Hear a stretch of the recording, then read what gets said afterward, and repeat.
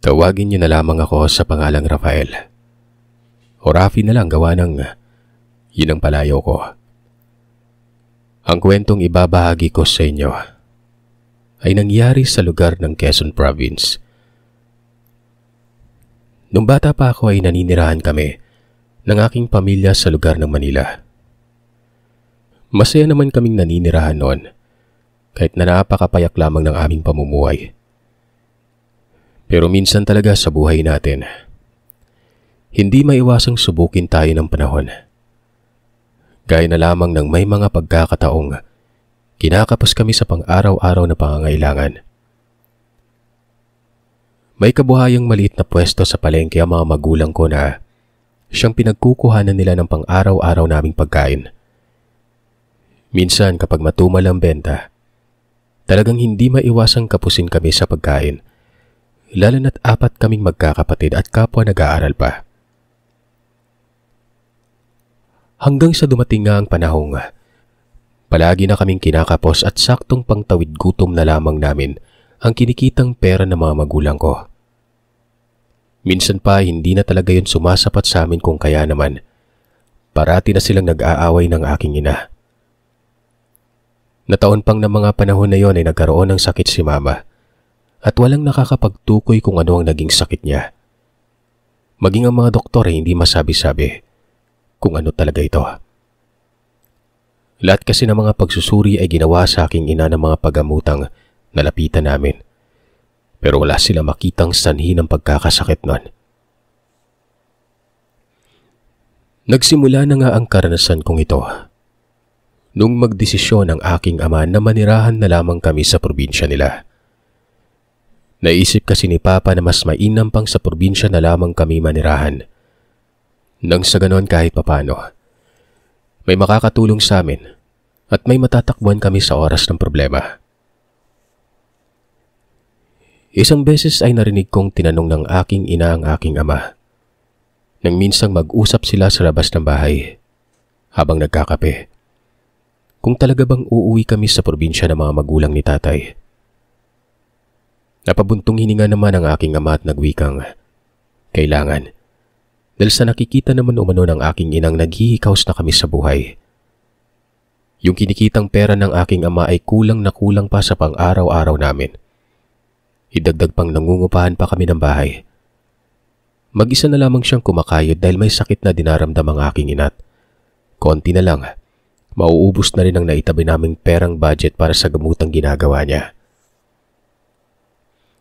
Kung dito lang tayo sa Manila, ganito yung magiging buhay natin palagi. Paano tayo makakaipon, di ba? May sakit ka pa. Paano kita mapapagamot kung ang kinikita ko ay kulang na kulang pa sa pagkain natin? Paubos na yung perang na itabi natin. Konti na lang rin yung mga gamot na iniinom mo. Pangunguminsing wika ng aking ama. Ayon pa sa aking ama, kapag nasa probinsya na kami ay hindi na rin namin kinakailangang mamroblema na makakain. May maliit na pagmamayaring palayan at bukirin ng mga magulang ng aking ama at yun yung pagkukuhanan namin ng pagkain nun. Mga anak, tulungan niyo naman akong kumbinsin yung nanay niyo sa probinsya na lang tayo manirahan para naman kahit papano mabawas-bawasan yung hirap na nararanasan natin ngayon. Kung ganito lang tayo palagi baka dumating yung araw na sa kangkungan na lang tayo dito pupulutin. Sige po pa, susubukan po namin kausapin si mama. Sa totoo lang, tama rin naman si tatay sa sinasabi niya. Mas makakabuti nga sa amin ang umuwi na lamang sa probinsya dahil nakikita ko sa kanyang nahihirapan na rin siya sa buhay namin sa Manila. Pero tinitiis niya lang. May bigay lamang ang pangangailangan namin noon. Isa pa, si mama habang lumilipas sa mga araw, sobrang nangangayayat dahil sa hindi na ito gaanong kumakain. Ang sabi niya sa amin, wala daw siyang ganang kumain at pakiramdam niya parang may mga maliliit na buhangin na nakabaras sa lalamunan niya, kaya't nahihirapan siyang makalunok nun. Isa rin sa napapansin namin ay dahan-dahang lumalaki ang kanyang tiyan. Tuloy, napagkakamalan siyang buntis. Hindi na nga alam ni Papa kung ano ang gagawin. Lahat na kasi nilapitan na namin pero wala talaga. Ganun at ganun pa rin ang nangyayari sa aking ina. Lahat ng gamot na nireseta, iniinom naman sa tamang oras. Pero mas lalo lamang lumalala. Tuloy, naisip ni Papa na parang nagsasayang o nagtatapon lamang sila ng pera nun. Hindi naman naglaon. Nakumbinsi namin si Nanay. Baka sakaling gumaling na rin siya doon sa sakit niya dahil makakalangap siya ng sariwang hangin, sariwang pagkain at syempre mapatingnan na rin sa albularyo. Nang sumang-ayon si Nanay ay kagad na kaming bumiyahe papuntang probinsya ni Tatay. Medyo may kaabaan din ang biyahe namin at nung makarating na nga kami sa sentro ng probinsya, akala ko malapit na kami sa bahay ng mga magulang niya pero hindi pa pala. Sumakay pa kami ng habal-habal na motor at bumiyahe ulit. Nasa palagay ko, mahigit 2 oras din yun patungo na sa purok nila. Grabe, napakalayo naman pala dito sa probinsya ninyo pa. Medyo napangiwi pa ako nun gawa ng naramdaman ko ang sakit ng puwet ko sa kakaupo. Napakahaba kasi ng oras na binyahe namin at nung papasok na nga kami sa purok ng mga magulang ni Tatay, lubak-lubak pa ang kalsadang dinadaanan namin nun. Halatang hindi pa yata laging nadadalaw ng mga konsehalis ng barangay kaya't hindi pa sementado ang daan. Dahil sa napakaliblib ng lugar na yon ay halos wala nang sasakyang dumaraan. Kung aking susumahin, mga nasa kalahating oras din ang aming lalakarin mula sa tahanan nila Tatay papunta sa bungan ng baryo. Medyo nakaramdam ako ng lungkot gawa ng hindi rin ako sanay sa buhay probinsya. Isa pa, napakatahimik ng buong paligid at tanging huni ng ibon lamang ang naririnig namin. Matapos magbayad ng pamasaya ang aking ina sa driver, ay sakto namang paglabas ng lola ko ng pintuan. Sandali pa kaming tiningnan ni Lola Delia na parabang inaalam niya kung sino-sino kami nun. Nung malinaw niyang makita ang aking ama, doon pa lamang siyang umiti at masayang nilapitan kami, habang paulit-ulit na tinatawag niya si Lolo. Pagkalabas naman ni Lolo Isting, magiliw itong sinalubong kami at agarang iginayak papasok sa loob ng bahay. Akala ko kung sino nang dumating. Abay hindi ko kayo nakilala kaagad. Ay naku naman Delia, aba. Paano mo nga naman sila'y makikilala agad Ang lalaki na ng mga apo natin Sagot ni Lolo Usting.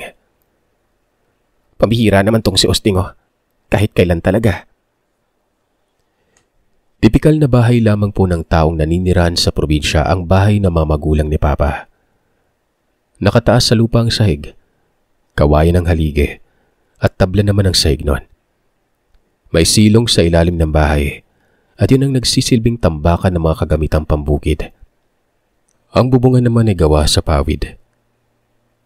Habang nagpapahinga kami ay kaagad nang naganda ng pagkain si Lola. Si Lolo Usting naman, nakikipagkwentuhan. Pagkatapos magluto ni Lola ay tinawag kami nito at nagwikang kakain na umano. Mabuti naman at hindi kayo inabot ng dilim sa daan. Medyo delikado na kasi ngayon dito sa lugar natin, Lino. Napakunot naman na noo ang aking ama. At nagwikang hindi naman dahil medyo may kabilisan na ring magpatakbo ng sasakyan ng driver ng habal-habal na sinasakyan namin noon. Bakit niyo naman nasabing delikado na dito sa lugar natin, Nay? Alam mo kasi anak, marami na yung kababalagang nangyayari dito sa lugar natin. Ito bang mga anak mo, yung misis mo ay naniniwala sa mga ganito? May mga dayuhan ng labas-masok sa baryo tumutungo dito sa purok. Kaya kayo mga apo mag-iingat kayo palagi. Huwag kayong basta-basta makikipag-usap dyan sa kung kani-kanino.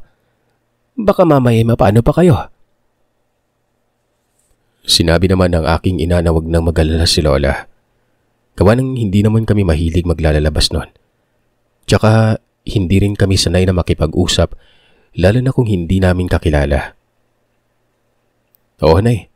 Nasanay po kasi mga bata sa loob lang ng bahay kapag galing sa eskwela. Mabuti naman kung ganon. Marami na din yung mga kabataan dito yung nagkakasakit eh. Takang-taka namang tinanong ni Papa si Lola Delia kung ano ang koneksyon ng pagkakasakit sa mga kabataan doon sa babalang sinasabi sa amin ni Lola.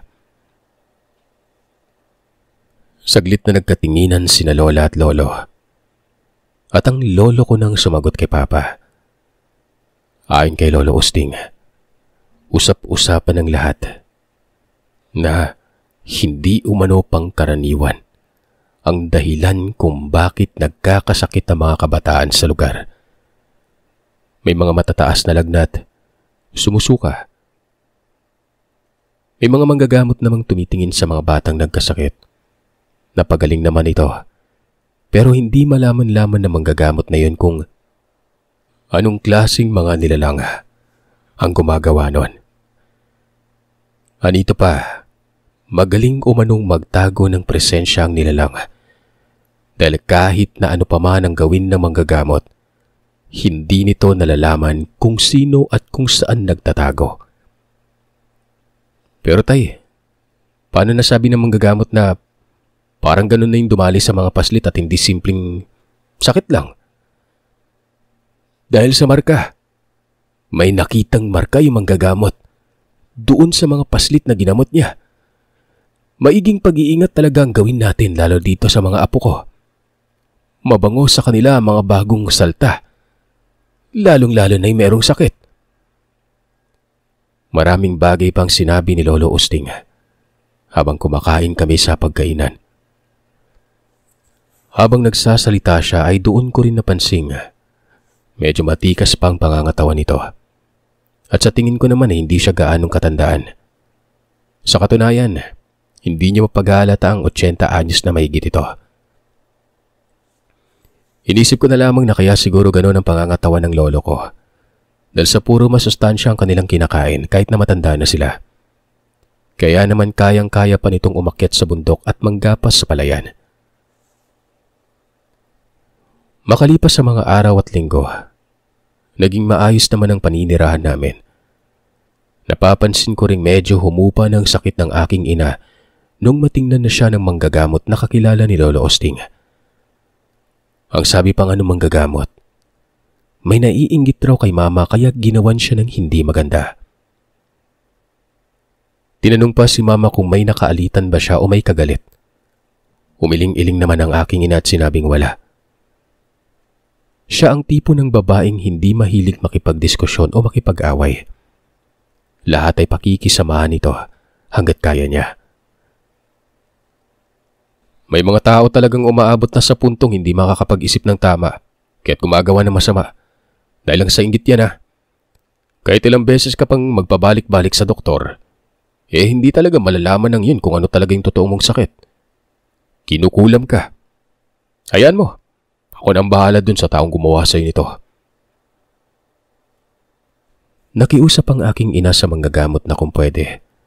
Gamutin na lang siya at huwag nang ibalik doon sa taong sumalbahi sa kanya ang sakit na dinaranas niya.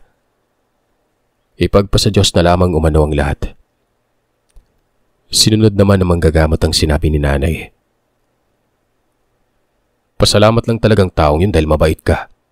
Kung iba pa abay, doble o triple ang mararanasan ng mangkukulam. Sabat pa ng manggagamot nun. Nung tuluyan nang gumaling si mama ay mas napanatag ng lahat. Ang buong akala ko, tuloy-tuloy na ang magandang takbo ng buhay namin. Pero dumating ang isang araw na hindi ko inaasahan. Katanghaliang tapat noon at nasa palayan kami ng aking ama't si Lolo Usting. Kasalukuyang nagpapahinga ng kakatapos lang namin sa ginagawang panggapas ng palay. May namataan akong paslit sa di kalayuan. Mukha siyang gusgusin. Nakatingin lamang yun sa akin na parabang nagmamakaawa. Hindi ko alam kung gutom ba siya o ano.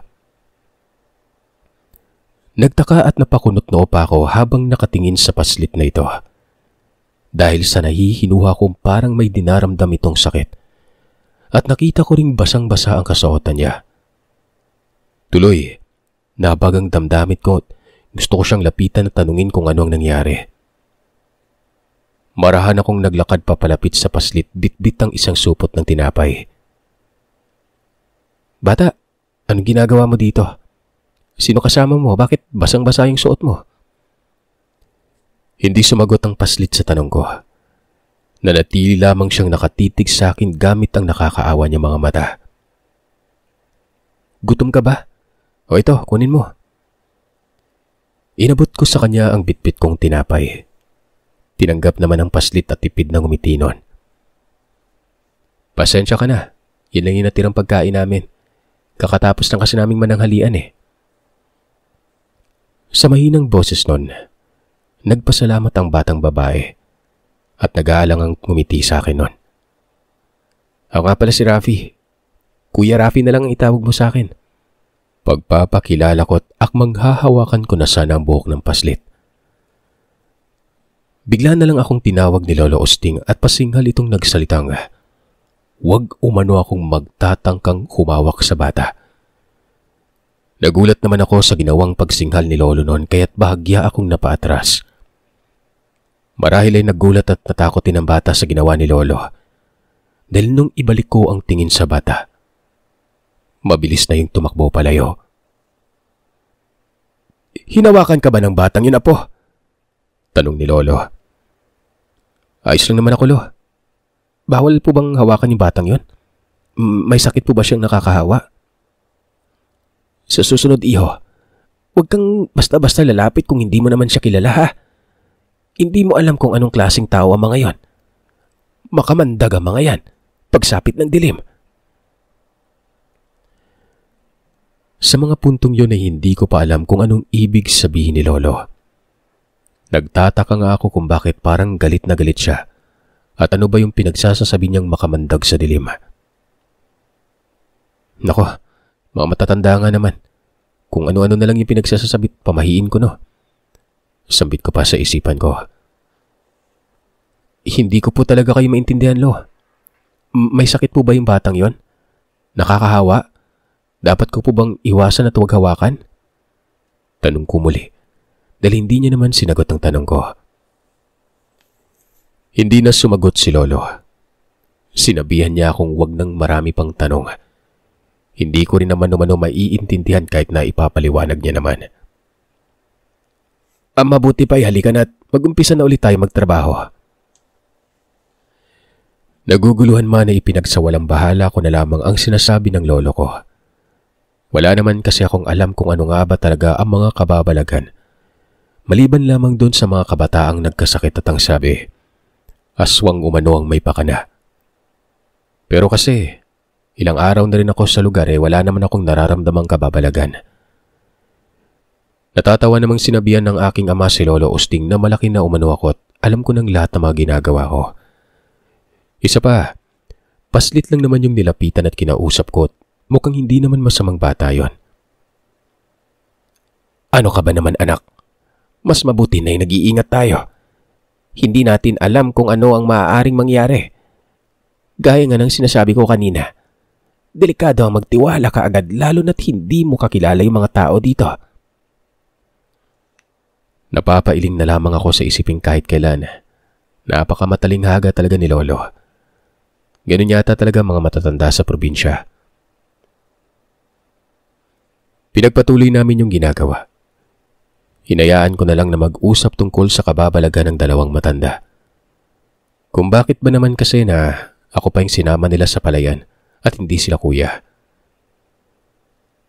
Pagsapit ng uwian, may daladalang matulis na bagay si Lolo. Panaka na kanyang hinahampas ang gilid ng daan nun. Ano ba yung bitbit mo, Lo? Ito ba? Baga kayang tawag dito. Pangontra ito sa aswang apo. Medyo inabot na kasi tayo ng alanganing oras at paniguradong aabutan tayo ng dilim sa daan. Kailangan natin ng pangontra sa aswang para walang magtatangkang lumapit sa atin ng mga ganong klaseng nilalang. O kung meron man edi, may gamit tayong panlaban sa kanila.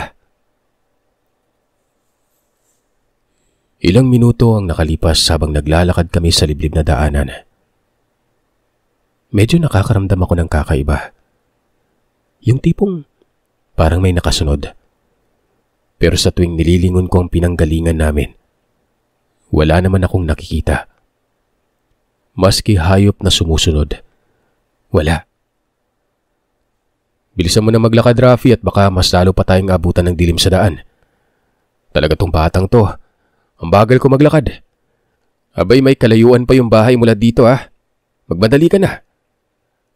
Ito na nga po tay. Binibilisan ko namang maglakad eh. Mahinang natatawa naman si Lolo Osting at sinabihan si Papa na wag daw ako magmadali. Nakalimutan ko ba raw na laking Maynila ako at hindi sanay sa probinsya. Ilang minutong nakalipas. Hindi ko na talaga mapigilan ang sarili. Sinabi ko na kay Lolo ang tungkol sa kakaiba kong nararamdaman. Yung tungkol sa parang may nakasunod sa amin. Huwag mo nalang pansinin kung ano man ang kakaibang nararamdaman mo sa paligid po. Bilisan mo nalang maglakad at magkunwaring wala kang napapansin. Yun ang ginawa ko. Binilisan ko na lamang ang paglalakad. Pero saktong sinakop na ng dilim ang buong paligid. Bahagya ng sumilay ang buwan sa kalangitan. Gayon na lamang ang gulat ko nang biglang may humarang na malaking hayop sa daanan namin. Namumula ang mga mata ng hayop na yon at walang tigil sa pagkaskas ng paa nito sa likurang bahagi. Sa tabi ng kakaibang hayop, may matandang lalaki akong nakita. Nalingat lamang ako sandali, bigla na lamang nawala ang matanda nun. At ang pumalit dito ay yung kakaibang nilalang nakatabi ng kakaibang hayop. Sandali pa akong natigalgal nang marinig kong umatungal ang nilalang. Hindi ko alam kung tatakbo ba ako o ano. Anak ng pating naman talaga oh. Bakit ngayon pa? Sambit ni Lolo na mariing hinawakan ng flashlight. Dito ka lang anak. Ano man ang mangyari, huwag na huwag kang hiwalay sa amin ng lolo mo ha. Takot na takot ako noon. Pero si Lolo, matapang na nakipagtitigan sa dalawang nilalang. Hindi ko alam kung matapang ba talaga't hindi natatakot si Lolo Osting o sadyang nagtatapang-tapangan lamang ito. Padaanin niyo kami. Masyado pang maaga para mang aswang. Wala kami ginagawang masama sa inyo kaya't kung maaari lang paraanin niyo kami. Nang sa ganun ay makauwi na. Umatungal lamang ang dalawa. Marahang umatras. Nakahinga naman ako ng maluwag dahil sa buong akala ko ay makakaraan na kami nun. Pero maya-maya pa'y napamura si Lolo. Para daw wala kaming balak na paraanin. Maganda daw kami. Magsasalita sana ako pero hindi na yun natuloy pa dahil nakita ko yung dalawang nilalang kanina. Magkasunurang sumugod papunta sa kinaroroonan namin yon. Inigpitan ko ang pagkakahawak ng itak. Bago pa man makalapit sa amin ang dalawa, dali-dali nang sinugod yun ni Lolo Osting. Sumunod naman si Papa kaya't ako na lamang ang naiwan sa kinatatayuan ko at hindi ko alam ang gagawin. Ilang sandali pang nagpambuno ay may isa na namang dumating nun. Gaya ng dalawa, katakot-takot din ang itsura nito. Dun ako napaatras. Narinig kong sumigaw si Lolo Osting at sinabihan akong tumakbo na. Nataranta naman akong sumunod nun. Pero bago pa man ako nakahakbang papalayo, naramdaman ko na merong sumunggab sa akin. Pagbagsak ko sa lupa, mabilis kong hinataw ng hawak-hawak kong itak. Hanggang sa maramdaman ko na parang may tumama dun sa dulo ng itak na hawak ko. Dun na napaatras yung nilalang na yon. Umatungal. Yun naman ang kinuha kong pagkakataon. Mabilis na akong tumayo at akmang tatakbo na uli pero nahawakan ako sa paa at malakas akong hinatak nun. Ramdam na ramdam ko ang paglagotok ng buto ko sa dibdib nang padapa akong bumagsak sa lupa.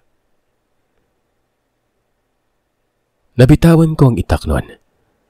Kasabay naman noon ay naramdaman ko yung mga kalmot sa mismong paa kung saan ako hinatak. Siguro hindi ko alam kung paano pero dala na rin ng takot at sakit. Sinipa-sipa ko ang may hawak nun. Kumbaga nagpupumiglas talaga ako at yung paang kinakalmot. Ginagamit ko yun para masipa ng masipa kung ano man yung humahawak.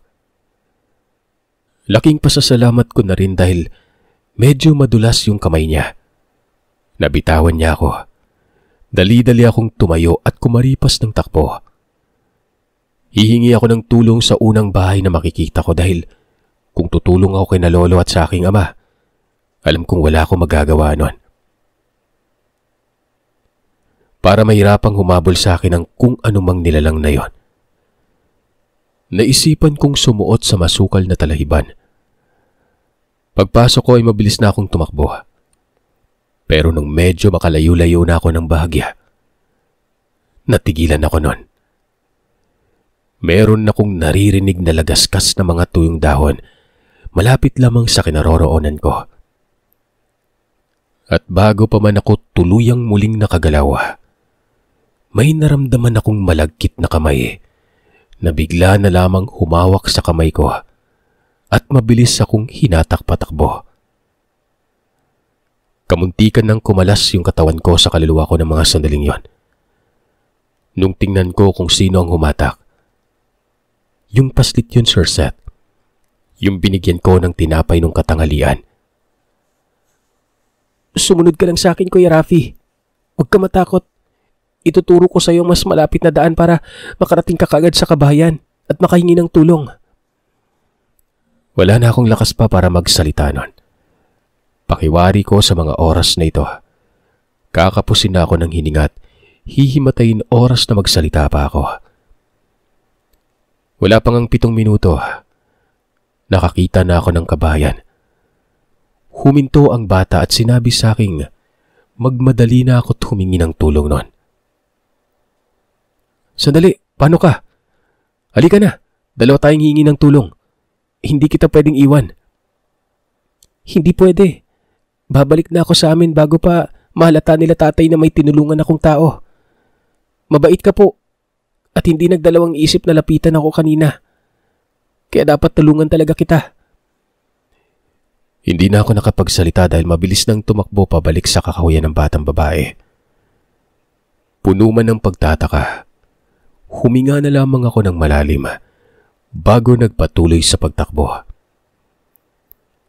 Sa unang bahay na napuntahan ko, doon ako humingi ng tulong.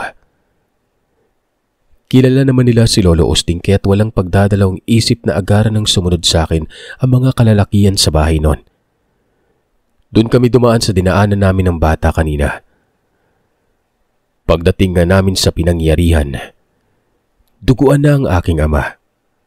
Pero patuloy pa rin sila sa pakikipagsagupa sa nilalang. Agaran namang tumakbo ang 5 kalalakihang may kanya-kanyang bitbit na itak.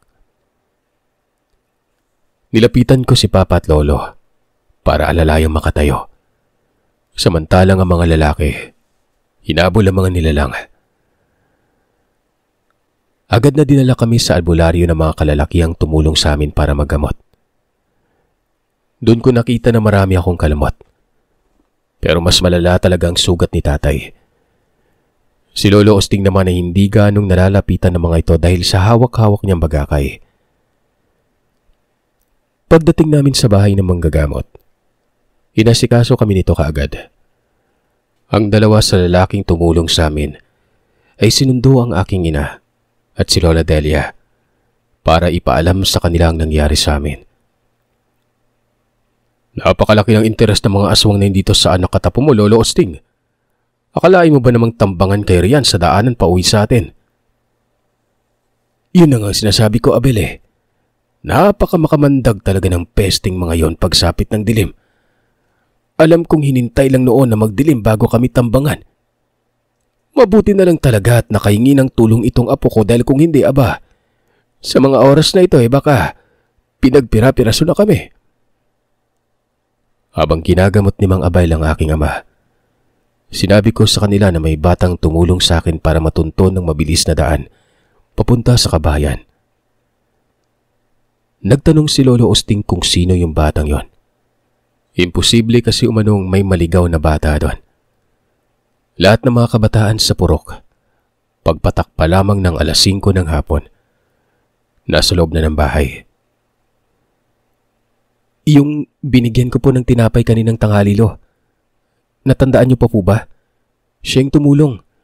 Hindi ko na alam kung saan ako pupunta kanina eh.